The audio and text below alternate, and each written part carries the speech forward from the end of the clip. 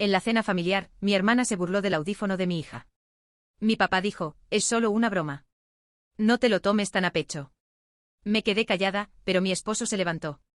Sin decir una palabra, les mostró la puerta. Lo que descubrieron a la mañana siguiente lo cambió todo. El momento en que a mi hija Bayelit le diagnosticaron una pérdida auditiva moderada a los 7 años, supe que nuestras vidas cambiarían de formas que no podía predecir. Lo que nunca imaginé fue cómo ese pequeño dispositivo en su oído se convertiría en el catalizador para revelar la verdadera naturaleza de personas que había conocido toda mi vida. Mi hermana Cecilia siempre había sido la niña de oro. Se casó joven con Travis, un desarrollador inmobiliario que vino por dinero. Su enorme casa en los suburbios se convirtió en el escenario de cada reunión familiar, completa con piscina, cine en casa y suficientes metros cuadrados para hacer sentir a cualquiera inadecuado. Mis padres, Ruth y Gerald, trataban su casa como un santuario. Mientras tanto, mi esposo Owen y yo vivíamos en una modesta casa de 3 dormitorios que nos había tomado años ahorrar para comprar. Bayelit luchó después de recibir su audífono. Los niños en la escuela hacían preguntas, algunas amables, otras no tanto. Llegaba a casa con los hombros caídos, preguntando por qué tenía que ser diferente. Owen se sentaba con ella durante horas leyendo libros sobre niños que usaban lentes, tenían frenos, usaban sillas de ruedas. Le decía que todos necesitaban ayuda con algo, y que su audífono era simplemente su ayudante. Poco a poco comenzó a aceptarlo. Para cuando cumplió 9 años, lo usaba con una tranquila confianza. Los gemelos de Cecilia, Burke y Cole, tenían la misma edad que Bayelit. Asistían a una costosa escuela privada donde los uniformes eran obligatorios y las recaudaciones de fondos involucraban subastas silenciosas con casas de vacaciones. Cecilia nunca perdía la oportunidad de mencionar los puntajes de los exámenes de la escuela. Las tasas de aceptación universitaria, las familias influyentes cuyos hijos se sentaban en esas aulas. Ella me miraba de reojo al decir estas cosas, con una pequeña sonrisa jugando en sus labios. La invitación a cenar llegó un martes. Ruth llamó para decirme que Cecilia organizaría una comida familiar el sábado. Nada elegante, solo familia inmediata. Dudé. Nuestra última reunión había terminado con Cecilia comentando sobre el nivel de lectura de Bayelit, sugiriendo que quizás necesitaba tutorías adicionales. Owen había apretado mi mano bajo la mesa hasta que sus nudillos se pusieron blancos. Pero acepté. Siempre aceptaba. El patrón estaba tan profundamente arraigado que negarse se sentía imposible. El sábado llegó con un clima perfecto. Condujimos hasta la casa de Cecilia. Bayelit parloteaba en el asiento trasero sobre un proyecto de ciencia que involucraba volcanes. Owen no dejaba de mirarme, leyendo la tensión en mis hombros. Apretó mi rodilla antes de bajarnos del auto. Cecilia abrió la puerta con pantalones de lino blancos y una blusa de seda, su cabello peinado profesionalmente. Me abrazó brevemente, el tipo de abrazo que no involucra contacto real, solo besos al aire cerca de las mejillas. Brooke y Cole pasaron corriendo sin saludarnos, gritando sobre algo que ocurría en el patio trasero. La mesa del comedor podía acomodar a 12 personas. Cecilia la había puesto con su vajilla de boda, servilletas de tela, flores frescas y jarrones de cristal. Ruth y Gerald ya estaban sentados con bebidas en la mano. Travis estaba junto al carrito bar, sirviéndose un whisky. La cena comenzó de manera lo suficientemente agradable. Cecilia sirvió salmón con espárragos y papas asadas. Los gemelos se quejaron de las verduras. Gerald habló de su partido de golf. Ruth preguntó sobre el trabajo de Owen en la firma de ingeniería. Conversación estándar que requería un compromiso mínimo. Entonces el audífono de Bayelit comenzó a silbar. A veces sucedía cuando ella giraba la cabeza en ciertos ángulos. Alzó la mano para ajustarlo, un movimiento práctico que había hecho cientos de veces. El silbido cesó. Cole señaló al otro lado de la mesa. Su voz tenía esa cualidad particular que tienen los niños cuando están a punto de decir algo cruel sin entender el peso de sus palabras. ¿Por qué la oreja de Bayelit hace sonidos raros? Cecilia se rió. No una pequeña risita, sino una carcajada completa que resonó en los altos techos. Oh cariño, ese es solo su oído robot especial. Quizás en realidad es una cyborg. La mesa quedó en silencio. El rostro de Bayelit se sonrojó. Su mano se movió hacia su audífono, los dedos temblando ligeramente. Abrí la boca para decir algo, pero no salieron palabras. Años de condicionamiento, de mantener la paz, de no causar problemas, me habían robado la voz. La mandíbula de Owen se tensó. Lo sentí moverse a mi lado, preparándose para hablar. Brooke intervino antes de que pudiera hacerlo. ¿Tiene superpoderes? ¿Puede oír todo? Quizás puede oír nuestros pensamientos, añadió Cole riéndose. Cecilia sonrió a sus hijos, sin hacer ningún gesto por corregirlos. Bueno, sí se parece un poco a algo de una película de ciencia ficción, ¿no? Travis soltó una risita en su vaso de whisky. Ruth parecía incómoda, pero no dijo nada. Gerald, sin embargo, se reclinó en su silla con un gesto despectivo de la mano. Por el amor de Dios, todos necesitan relajarse. Es solo una broma. Los niños siendo niños. Violet sabe que estamos bromeando. Encontré mi voz. Finalmente salió más débil de lo que quería. Papá, ella es sensible al respecto. Los niños en la escuela ya. Gerald interrumpió. Bueno, quizás ese es el problema. La consientes demasiado. Necesita desarrollar una piel más gruesa. El mundo no va a mimarla. Ruth asintió levemente acordando sin palabras. Cecilia revisaba su teléfono, ya aburrida de la conversación. Los gemelos habían vuelto a su comida, el momento ya olvidado para ellos, pero grabado en la memoria de Violet para siempre. Miré a mi hija. Lágrimas asomaban en sus ojos, amenazando con derramarse. Se esforzaba tanto por ser valiente, por no llorar frente a todos. Mi corazón se partió al verla librar esa batalla. Owen se puso de pie. El movimiento fue tan repentino que su silla chirrió ruidosamente contra el piso de madera. Todos lo miraron. Su rostro estaba tranquilo, pero lo conocía lo suficiente como para ver la furia cuidadosamente controlada bajo la superficie. Nos vamos, dijo. Su voz era firme e incluso baja, pero transmitía una absoluta finalidad. Cecilia levantó la vista de su teléfono. ¿Qué? Ni siquiera hemos tomado el postre. Owen la ignoró. Se acercó a la silla de Violet y la ayudó a bajar, con su mano gentil en su hombro. Luego me miró a mí, una pregunta en sus ojos. Me levanté de inmediato, agradecida por su fuerza cuando la mía había fallado. Owen, no seas ridículo, dijo Ruth. Gerald tenía razón. Solo era una broma inofensiva. Owen se volvió hacia ellos. ¿Inofensiva? Dejó que la palabra flotara en el aire. Van a sentarse ahí y decirme que burlarse de una niña de 9 años por su dispositivo médico es inofensivo. Dispositivo médico es un poco dramático, dijo Cecilia, poniendo los ojos en blanco. Es un audífono. Mucha gente los usa. Entonces, ¿por qué pensaste que era apropiado burlarte de él?, preguntó Owen. Silencio. La boca de Cecilia se abrió, luego se cerró. Travis de repente se interesó mucho en su plato. El rostro de Gerald se enrojeció. Ahora escúchame bien, jovencito. No. La voz de Owen cortó el ambiente como una cuchilla. Ya terminé de escuchar. He observado durante años cómo ustedes tratan a mi esposa como si fuera menos. Cómo comparan a nuestra hija con esas gemelas como si los niños fueran productos para evaluar, cómo hacen comentarios y bromas a su costa y esperan que todos sonrían y lo acepten. Ruth se levantó alterada. Eso no es justo. Las queremos a ambas por igual. ¿De verdad? Owen la miró. Porque desde donde yo estoy parado, tienen una hija cuya casa tratan como un palacio y cuyos hijos no pueden hacer nada mal, y tienen otra hija a quien le han enseñado a disculparse por ocupar espacio. Sentí las palabras golpearme en el pecho.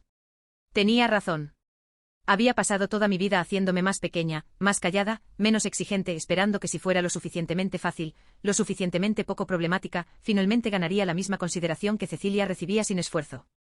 Estás siendo completamente irracional, dijo Cecilia. Por una broma estúpida. Owen caminó hasta donde estaba Violet, tomó su chaqueta del respaldo de su silla. Vamos, cariño. Vamos a casa. Lo seguí hacia la puerta, mis piernas moviéndose en piloto automático. Detrás de nosotros, Gerald farfullaba sobre falta de respeto.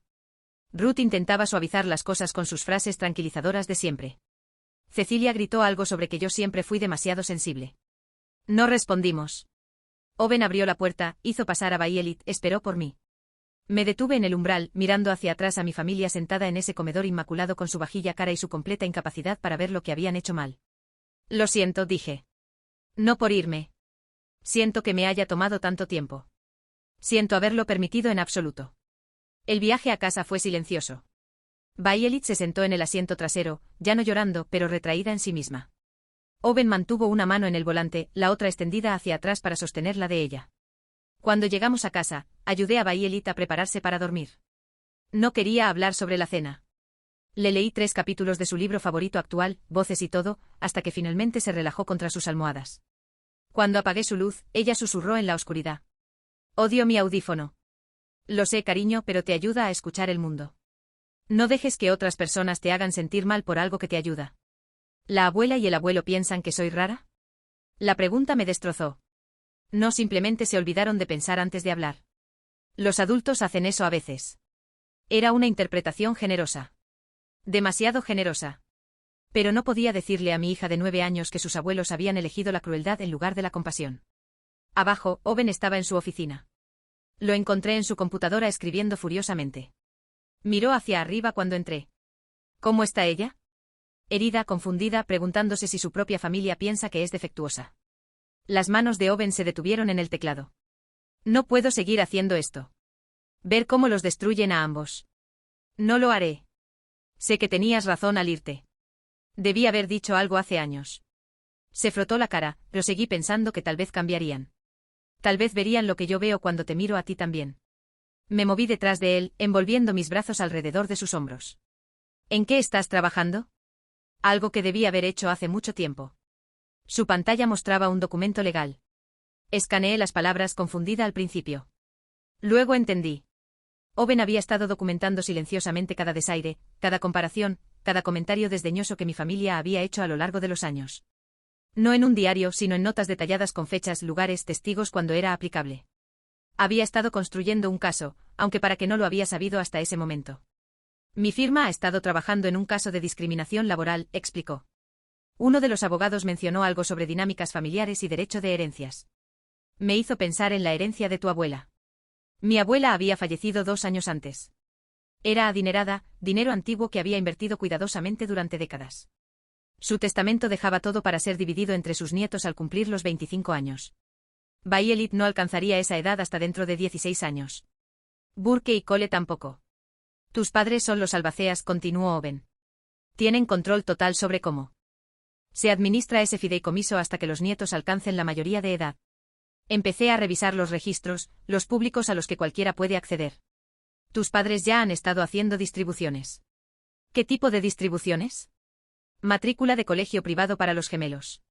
Clases de música, campamentos deportivos, tutorías, todo saliendo de los fondos del fideicomiso, pero solo para Brooke y Cole. Nada para Violet. Miré fijamente la pantalla. Eso no puede ser legal.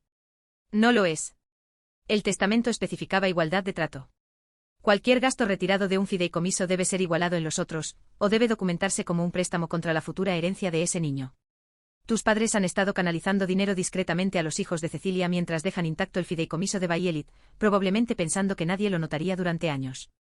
¿De cuánto estamos hablando? En los últimos 2 años, cerca de $80,000.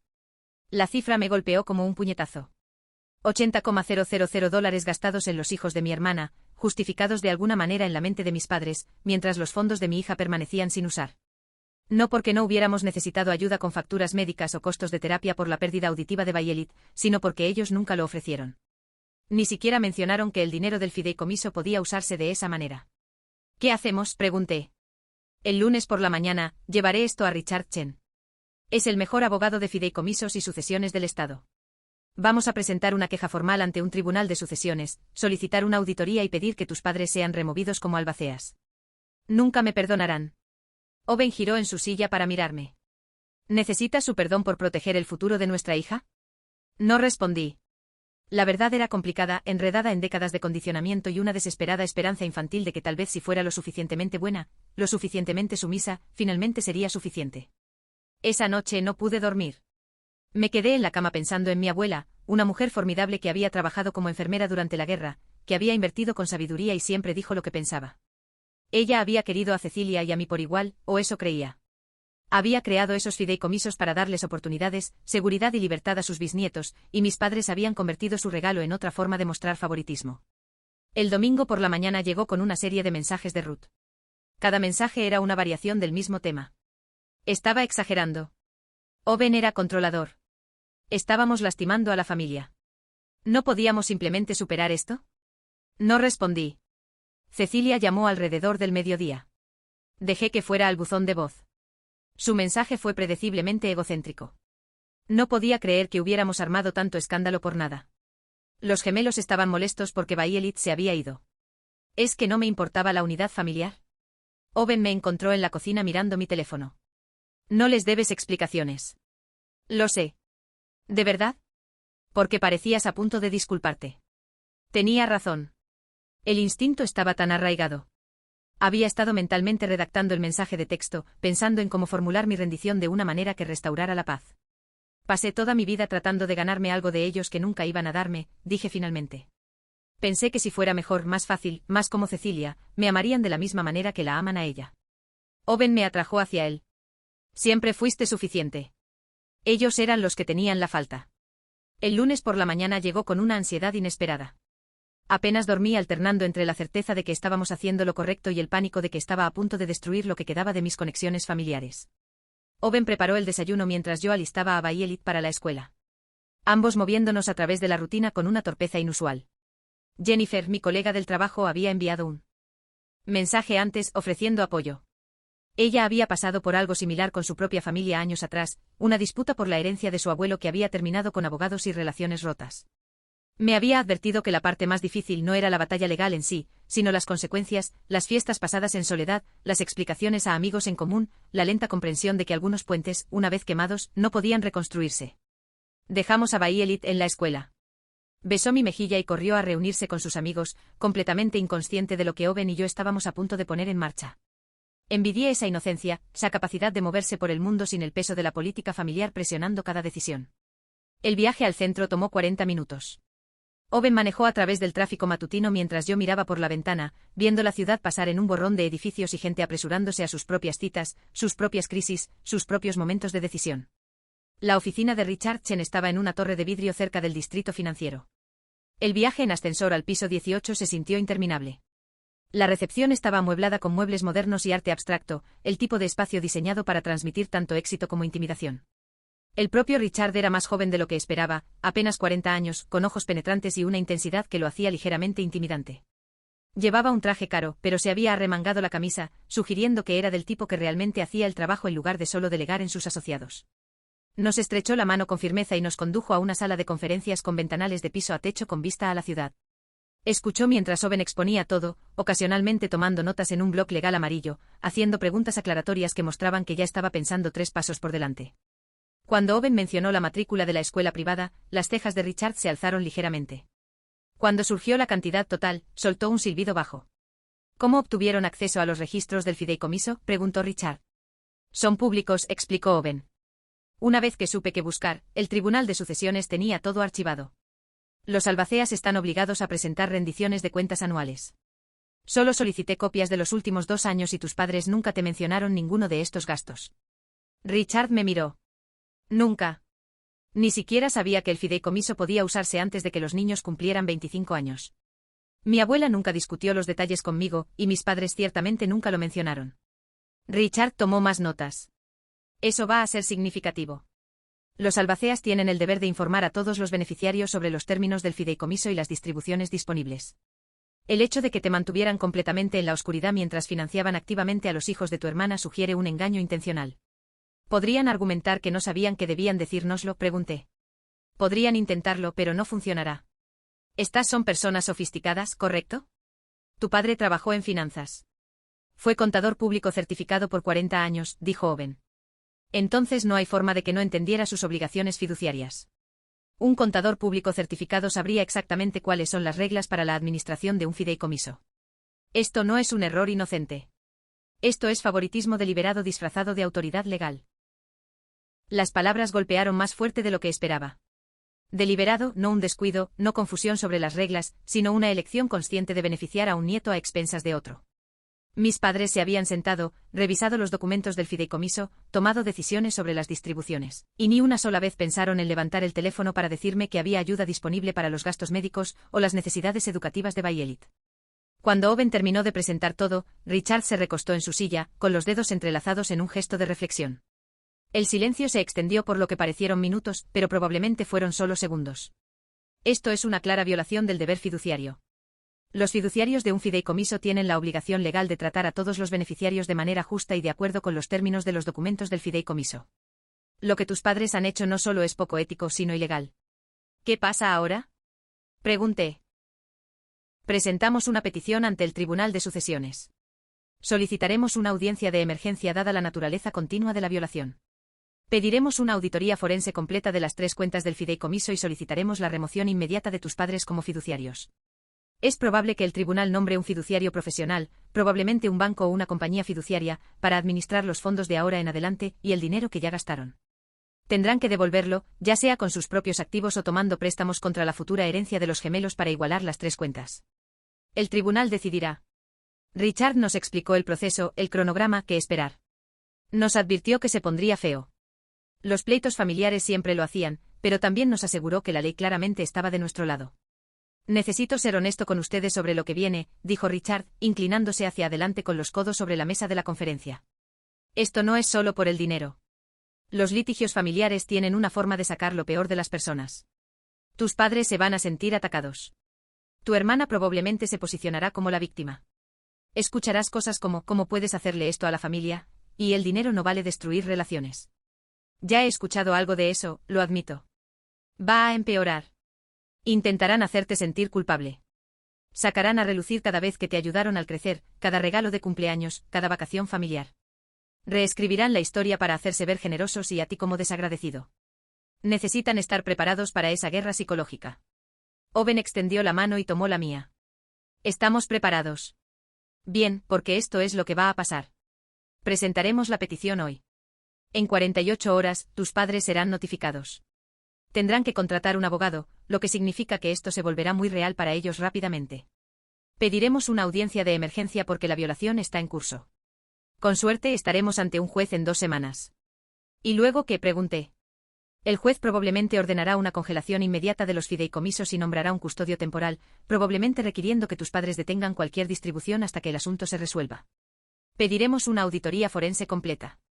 Eso significa que cada transacción, cada cheque, cada transferencia será examinada por un contador independiente. Si hay otras irregularidades más allá de lo que ya han encontrado, saldrán a la luz. ¿Crees que hay más?, preguntó Owen. Richard se encogió de hombros. En mi experiencia, cuando alguien está dispuesto a torcer las reglas de maneras obvias, usualmente también las ha torcido de maneras menos obvias.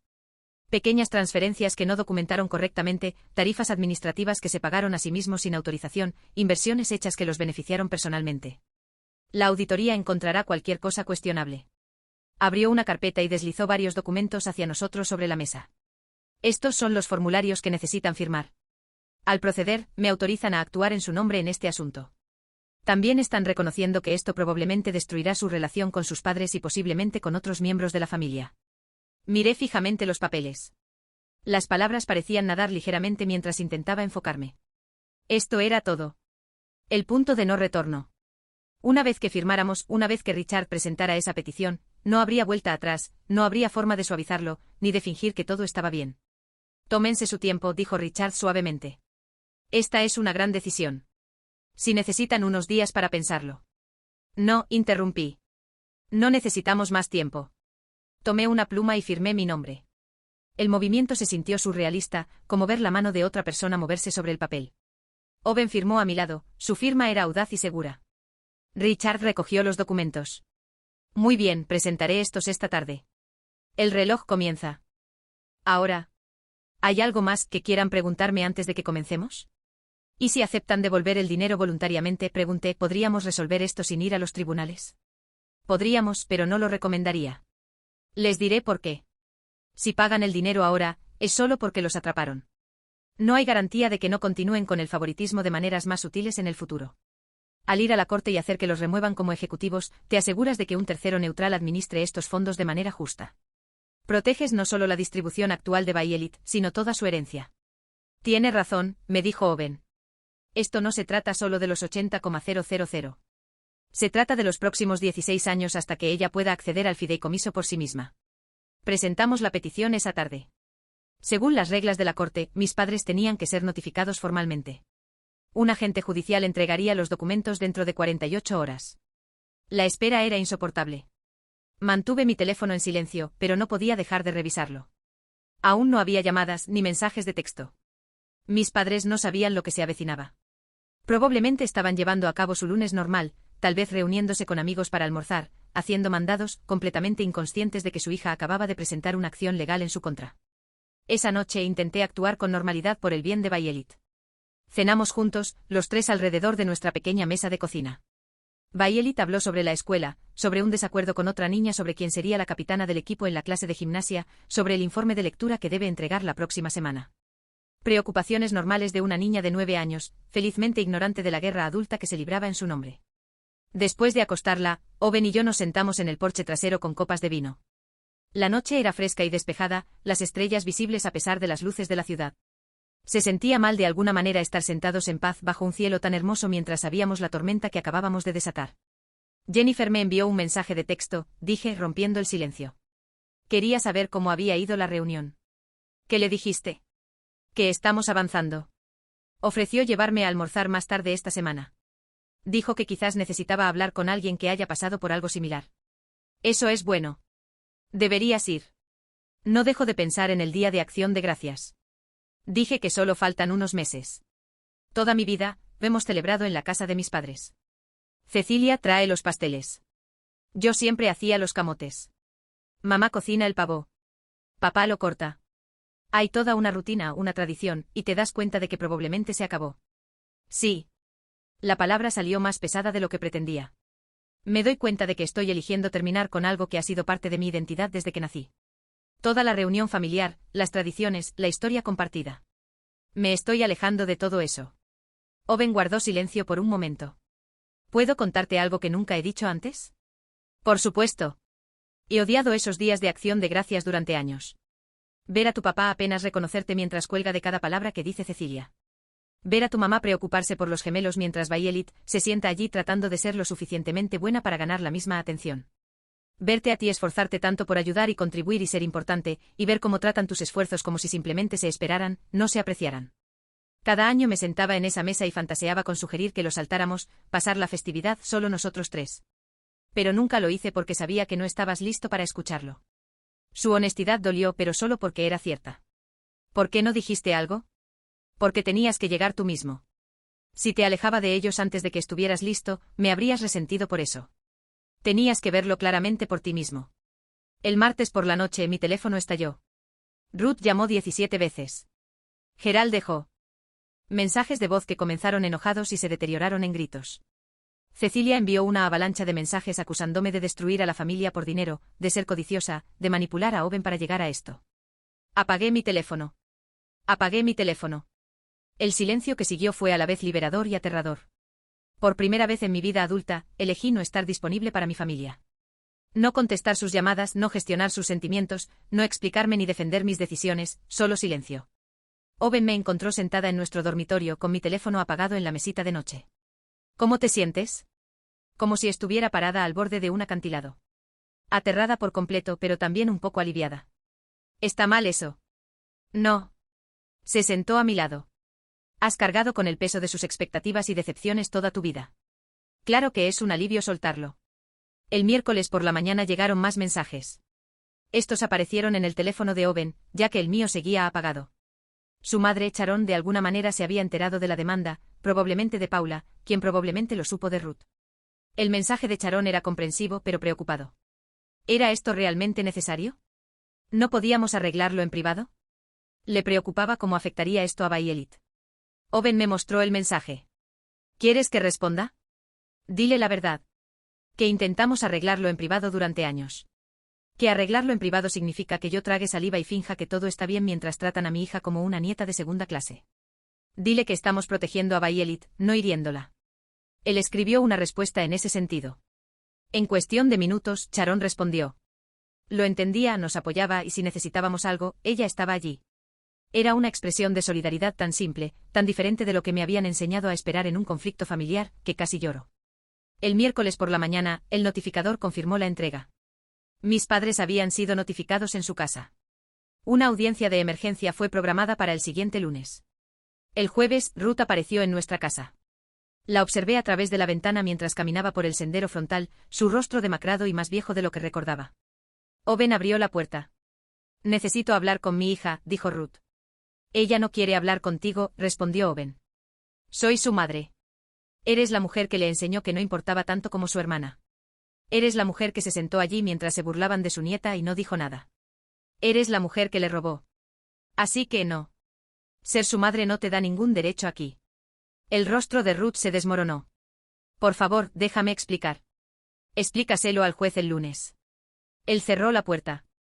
Ruth permaneció en nuestro porche durante 5 minutos antes de irse finalmente. La vi caminar hacia su auto, sus hombros temblando con sollozos, y no sentí nada. La parte de mí que habría corrido tras ella, se disculpado, calmado sus sentimientos, finalmente se había roto. El fin de semana transcurrió en un extraño limbo. Violet tuvo un partido de fútbol el sábado. Nos sentamos en las gradas con otros padres animando y aplaudiendo, participando en la normalidad de las actividades infantiles suburbanas mientras sabíamos que el lunes detonaría cualquier paz familiar restante. Varias veces me encontré escaneando la multitud, casi esperando ver a mis padres o a Cecilia, aunque nunca antes habían asistido a los partidos de Bay Elite.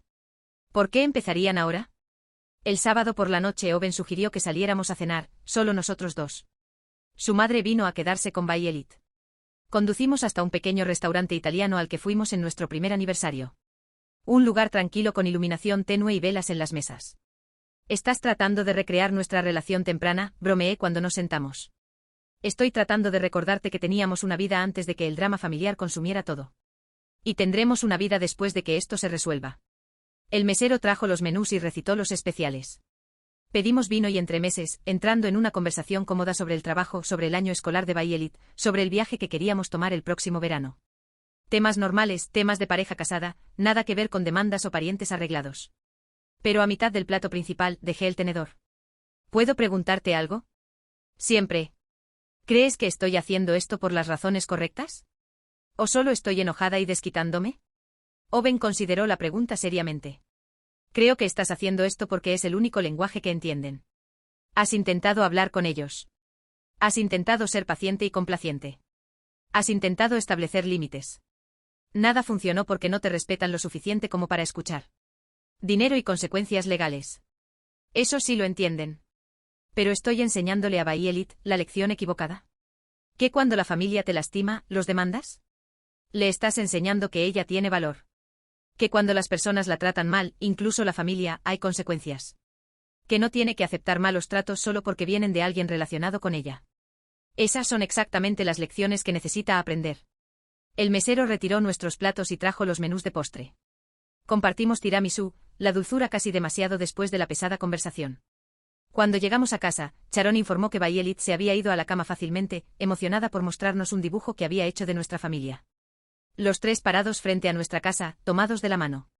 Sin abuelos, sin tía y tío, sin primos, solo nosotros. El domingo llegó una carta de Cecilia. Debía haberla enviado por entrega express porque llegó temprano. Un sobre grande con su dirección de remitente en letras en relieve. Owen me la trajo a donde estaba sentada en la cocina. Necesito hablar con mi hija, dijo Ruth. Ella no quiere hablar contigo, respondió Owen. Soy su madre. Eres la mujer que le enseñó que no importaba tanto como su hermana. Eres la mujer que se sentó ahí mientras se burlaban de su nieta y no dijo nada. Eres la mujer que le robó. Así que no, ser su madre no te da ningún derecho aquí. El rostro de Ruth se desmoronó. Por favor, déjame explicar. Explícaselo al juez el lunes. Él cerró la puerta. Ruth se quedó en nuestro porche durante 5 minutos antes de irse finalmente. La vi caminar hacia su auto, los hombros temblando por los sollozos, y no sentí nada. La parte de mí que habría salido corriendo tras ella, disculpándose, calmando sus sentimientos, finalmente se había roto. El viernes llegó una carta de Cecilia. Debía haberla enviado por entrega express porque llegó temprano, un sobre grueso con su dirección de remitente en letras en relieve. Owen me la trajo a donde estaba sentada en la cocina. La abrí. 3 páginas escritas a mano, su perfecta letra cursiva. La carta era una obra maestra de manipulación. Reconocía que quizás la broma sobre Bay Elite había sido de mal gusto, pero seguramente yo entendía que ella no había querido hacer daño. Hablaba de lo duro que trabajaba para organizar reuniones familiares, para mantener a todos unidos, para mantener las tradiciones. Me recordó nuestra infancia, como siempre me había cuidado, me había protegido de los matones en la escuela, me había ayudado con la tarea. Decía que no podía entender cómo yo podía tirar nuestra relación por la borda por dinero, especialmente cuando mamá y papá solo habían estado tratando de ayudarla en momentos difíciles. El negocio de Travis había tenido dificultades el año pasado, escribió ella. Casi lo perdieron todo. Nuestros padres habían intervenido para ayudar con los gastos de los gemelos, para que Brooke y Cole no tuvieran que cambiar de escuela. Para que no tuvieran que perder a sus amigos. Para que no tuvieran que sufrir por los errores financieros de sus padres. La carta terminaba con una súplica. Retira a los abogados. Abandona la demanda. Arreglemos esto como familia. La abrí. 3 páginas escritas a mano. Su perfecta letra cursiva. La carta era una obra maestra de manipulación. Reconocía que quizás la broma sobre Bay Elite había sido de mal gusto, pero seguramente yo entendía que no había querido hacer daño. Hablaba de lo duro que trabajaba para organizar reuniones familiares, para mantener a todos unidos, para mantener las tradiciones. Me recordó nuestra infancia, como siempre me había cuidado, me había protegido de los matones en la escuela, me había ayudado con la tarea. Decía que no podía entender cómo yo podía tirar por la borda nuestra relación por dinero, especialmente cuando mamá y papá solo habían intentado ayudarla en tiempos difíciles. El negocio de Travis había tenido dificultades el año pasado, escribió.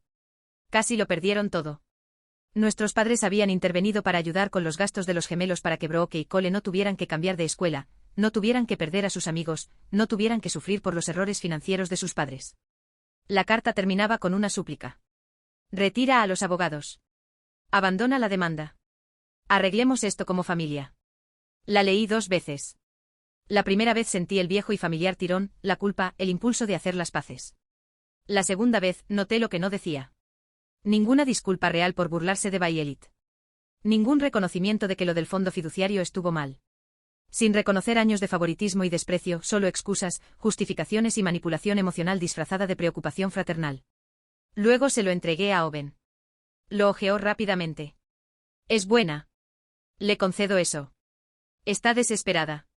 ¿Estás vacilando? Lo pensé honestamente. La antigua versión de mí misma habría leído esas palabras y sentido la culpa familiar, la arraigada necesidad de arreglar las cosas, de sacrificar mis propias necesidades por la paz familiar. No, dije, no estoy vacilando.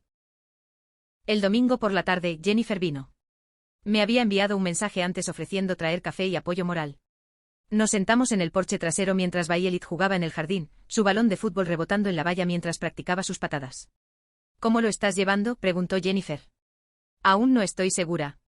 Me preguntó de nuevo después de mañana. Sonrió. Recuerdo esa sensación. La noche anterior a mi audiencia, no pude dormir. No paraba de pensar en cada Navidad familiar, en cada fiesta de cumpleaños, preguntándome si alguna vez me invitarían a otra. Preguntándome si había cometido un terrible error. ¿Cometiste un error? No. La mejor decisión que he tomado. Mi abuelo quería que tuviéramos herencias iguales. Mi tío había estado robando de la herencia durante años, usando el dinero para financiar su estilo de vida mientras les decía a todos los demás que teníamos que esperar. Alguien tenía que alzarse y decir que estaba mal. ¿Hablas alguna vez con tu tío ahora? Nunca. Y no lo extraño. Resulta que me aferraba a una relación que solo existía en mi imaginación. El tío que pensé que tenía, el que me llevaba a pescar y me enseñaba juegos de cartas. Esa persona o nunca existió o desapareció hace mucho tiempo. El tío real era alguien que robaría a sus sobrinos sin pensarlo 2 veces. La pelota de Violet rodó hacia nosotras. Jennifer la devolvió y Violet saludó con la mano antes de volver a su juego. Tu hija parece feliz, observó Jennifer. Lo es. Eso es lo que hace que todo esto valga la pena. Si dejara que sigan tratándola así, ella lo internalizaría. Crecería pensando que no vale tanto como sus primos, que tiene que ganarse el amor siendo perfecta, callada y sin exigir nada. No puedo permitir que eso pase. Entonces estás haciendo lo correcto. Terminamos nuestro café hablando del trabajo, de las solicitudes universitarias de su hijo adolescente, del nuevo restaurante que había abierto en el centro. Conversación normal que me ayudó a centrarme antes de la batalla de mañana en el tribunal. Esa tarde, después de que Violet se durmió, hice algo que no había hecho en semanas. Encendí mi teléfono. Los mensajes inundaron la pantalla. Docenas de llamadas perdidas, mensajes de voz, textos. No leí la mayoría, pero pasé los nombres. Ruth, Gerald, Cecilia, Paula, varios primos con los que apenas hablaba, incluso Travis, que nunca me había contactado directamente antes. Todos tenían una opinión. Todos querían que me echara atrás, que lo reconsiderara, que pensara en la unidad familiar. Nadie mencionó el fondo fiduciario de Violet. Nadie reconoció que lo que mis padres habían hecho era ilegal. Todo se trataba de mi responsabilidad de mantener la paz, mi deber de perdonar, mi obligación de poner a la familia primero. Borré los mensajes sin responder. Luego redacté un solo mensaje de texto y lo envié a mis padres, a mi hermana y a Paula. Nos vemos mañana en el tribunal. 3 palabras. Sin explicación, sin justificación, sin emoción, solo una simple declaración de hecho. Owen miró por encima de mi hombro mientras presionaba enviar. ¿Se siente bien? En realidad, sí. La audiencia del lunes se llevó a cabo en una pequeña sala del tribunal con paneles de madera y luces fluorescentes. Richard se sentó a mi lado en una mesa. Mis padres habían contratado a su propio abogado, un hombre llamado Harold Finch, especializado en derecho sucesorio. Él se sentó con ellos en la mesa opuesta. Cecilia y Travis estaban en la galería junto con Paula, la hermana de mi madre, quien aparentemente había sido reclutada para dar apoyo moral. La jueza era una mujer de unos 60 años llamada Barbara Holmes. Había revisado todos los documentos presentados y tenía reputación de no andarse con tonterías. Comenzó pidiéndole a Richard que presentara nuestro caso. Lo hizo con eficiencia, exponiendo los términos del fideicomiso, los gastos documentados, la clara disparidad en el trato. Presentó los registros financieros que Owen había reunido, resaltando las transacciones específicas. La jueza Holmes le pidió al abogado de mis padres que respondiera. Harold Finch se puso de pie e intentó argumentar que los gastos habían sido necesarios, que planeaban igualar todo más adelante, que todo era un malentendido exagerado por el conflicto familiar. La jueza lo interrumpió. Abogado, el documento del fideicomiso es explícito. Todos los beneficiarios deben ser tratados por igual. ¿Se le ofreció a Violet el pago de una escuela privada? Finch vaciló. No, su señoría, pero... ¿Se le ofrecieron lecciones de música, campamentos deportivos o alguno de los otros beneficios proporcionados a sus primos? No, pero sus padres nunca lo pidieron. Los fiduciarios tienen el deber afirmativo de informar a todos los beneficiarios sobre los recursos disponibles. ¿Hicieron eso sus clientes? No lo hicieron, su señoría. La jueza Holmes miró a mis padres. Señor y señora Harwell, ¿discuten los hechos presentados? ¿Qué distribuyeron aproximadamente $80,000 de los fideicomisos de los gemelos mientras dejaban intacto el fideicomiso de su otra nieta? Gerald comenzó a hablar, pero su abogado puso una mano en su brazo. Reconocemos las distribuciones, su señoría. ¿Y admite que no informó a los padres de Violet sobre la opción de usar fondos fiduciarios para su educación y otros gastos? El rostro de mi padre estaba rojo. Ruth lloraba en silencio. Sí, su señoría. El juez tomó notas. Ordeno una auditoría forense inmediata de las 3 cuentas fiduciarias. Los remuevo a ambos como ejecutores afectados de inmediato. Primero, el Banco Nacional se hará cargo de la administración de los fideicomisos hasta que se complete la auditoría. Una vez que tengamos un informe completo, determinaré qué remedios son apropiados para igualar las cuentas. Serán responsables de cualquier déficit. Miró a Richard. Redacte la orden. La firmaré hoy. Luego me miró a mí. Señorita Harwell, lamento que haya tenido que pasar por esto. La administración fiduciaria es una responsabilidad seria. Sus padres fallaron en ese deber. La audiencia duró 20 minutos. Cuando terminó, mis padres se sentaron en un silencio aturdido. Cecilia lloraba en la galería, con el brazo de Travis alrededor de sus hombros. Paula me miraba fijamente como si hubiera cometido un pecado imperdonable. Richard recogió sus archivos. Eso salió bien. El juez claramente vio a través de sus excusas. ¿Qué pasa ahora? El banco se hace cargo. Ellos manejarán las distribuciones, invertirán los fondos apropiadamente, tratarán a los 3 niños por igual. Y tus padres tendrán que escribir un cheque al fideicomiso de Violet, por $80,000 más intereses. La corte lo hará cumplir. Salimos por la salida trasera para evitar a mi familia. No quería otro enfrentamiento, otra escena. Solo quería que terminara. Esa tarde me senté con Violet. Ella estaba haciendo tarea en la mesa de la cocina. Problemas de matemáticas esparcidos por su cuaderno. Esperé hasta que terminó una página. ¿Podemos hablar un minuto?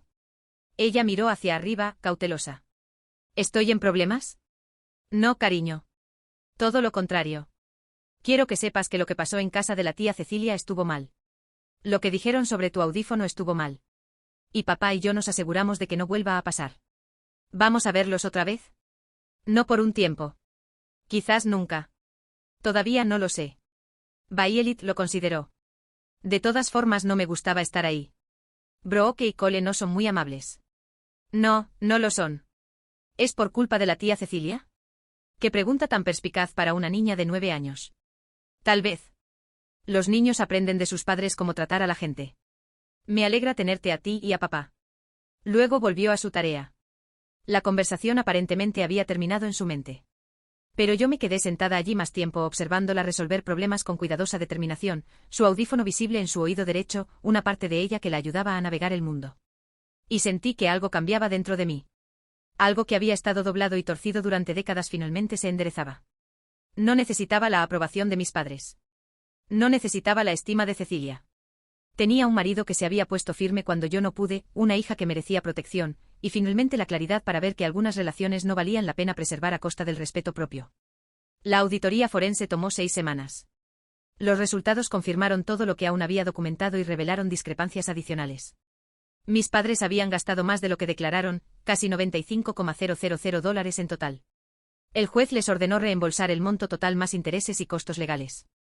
Refinanciaron su casa para conseguir el dinero. Cecilia dejó de hablarme por completo. Me eliminó de las redes sociales, bloqueó mi número, le dijo a la familia extendida que yo había destruido financieramente a nuestros padres por rencor.